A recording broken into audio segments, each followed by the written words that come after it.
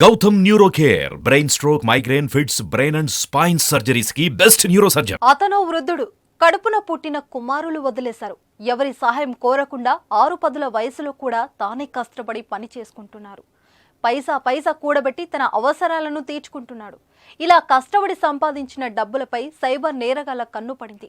సక్రమంగా ఉన్న సొమ్మును అక్రమంగా కాజేసేందుకు ప్లాన్ వేశారు కేటగాళ్లు. మొదట సోషల్ మీడియాలో ఓ వీడియోను ఎరవేశారు. తన దగ్గర ఉన్న పాత ₹2 కాయిన్స్ ఇస్తే లక్షలు ఇస్తామని ఆ వృద్ధుడి నమ్మబలిగారు మోసగాళ్లు. అది నమ్మిన ఆ వృద్ధుడు నిజమే అని వారిని సంప్రదించారు. ఇంకేముంది, గొర్రె కాసాయివాడిని నమ్మినట్లయింది. అత్యాశకు పోయి ఉన్నదంతా పోగొట్టుకున్నాడు ఓ వృద్ధుడు. అనుమానం రాకుండా వృద్ధుడి దగ్గర నుంచి మొదటగా 2.3 లక్షలను కాజేశాడు దుర్మార్గులు. చివరికి సైబర్ నేరగాళ్ల చేతిలో మోసపోయానని తెలుసుకుని పోలీసులను ఆశ్రయించాడు ఆ వృద్ధుడు.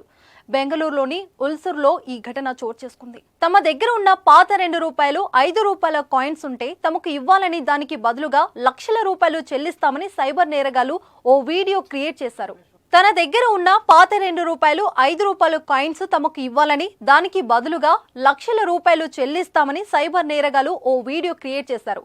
ఆ వీడియోను సోషల్ మీడియా మాధ్యమాలలో ప్రసారం చేశారు. సోషల్ మీడియాలో వీడియోను చూసిన వృద్ధుడు వీడియోలో కనిపించిన ఫోన్ నెంబర్కు కాల్ చేశాడు. తన దగ్గర ఎలాగో పాత ₹2, ₹5 కాయిన్స్ ఉండటంతో వీడియోలో ఉన్న ఫోన్ నెంబర్కు కాల్ చేశాడు.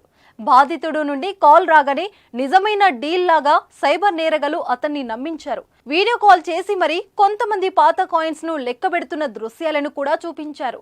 బాధితుడి వద్ద ఉన్న కాయిన్స్ ను ఫోటో తీసి పంపాలని కోరారు. బాధితుడు తన దగ్గర ఉన్న ₹2 కాయిన్స్ తో పాటు ₹5 కాయిన్స్ తో ఫోటో తీసి పంపించాడు. ఈ పాత కాయిన్స్ 1980 నుంచి 1990 కాలం నాటివని, వాటిపై అప్పటి ప్రధాని ఇందిరాగాంధీ బొమ్మతో పాటు భారత మ్యాప్ సైతం ఈ పాత కాయిన్స్ మీద ఉంటుందని, పాత కాయిన్స్ కు అక్షరాల ₹31 లక్షల వస్తాయని నమ్మించారు. కొద్దిసేపటి తర్వాత రకరకాల పేర్లు, ట్యాక్సుల నిబంధనలు చెప్పి బాధితుడి ఖాతా నుండి ₹2.3 లక్షల సైబర్ నేరగాళ్లు లాగేశారు. అయితే మరికొంత డబ్బు పంపించాలని నేరగాళ్లు కోరడంతో బాధితుడికి అనుమానం కలిగింది. వృద్ధుడు డబ్బులు పంపడం ఆపేశాడు. బాధితుడి నుండి డబ్బులు రాకపోవడంతో అలర్ట్ అయ్యారు నిందితులు. వెంటనే ముంబై పోలీస్ పేరుతో మరొక ఫేక్ కాల్ చేశారు.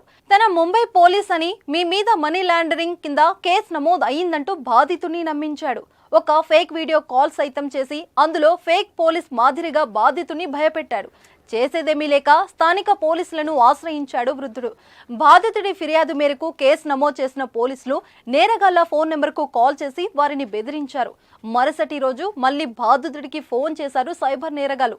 తాము కేంద్ర దర్యాప్తు సంస్థకు చెందిన అధికారులమని, స్థానిక పోలీసులకు భయపడమని, జనవరి 20 లోపు అరెస్టు చేస్తామని బాధితుని మళ్లీ భయభ్రాంతులకు గురి చేశారు. ఈ ఉదంతంపై పోలీసులు ఐటీ యాక్ట్ తో పాటు ఐపీసీ సెక్షన్ 420 కింద కేసు నమోదు చేశారు. అత్యాశకు పోయి సోషల్ మీడియాలో వచ్చిన వీడియో చూసి తాను డబ్బులు పోగొట్టుకున్నట్టు ఉల్సూర్ పోలీసుల ముందు బోరున విలిపించాడు ఆ వృద్ధుడు.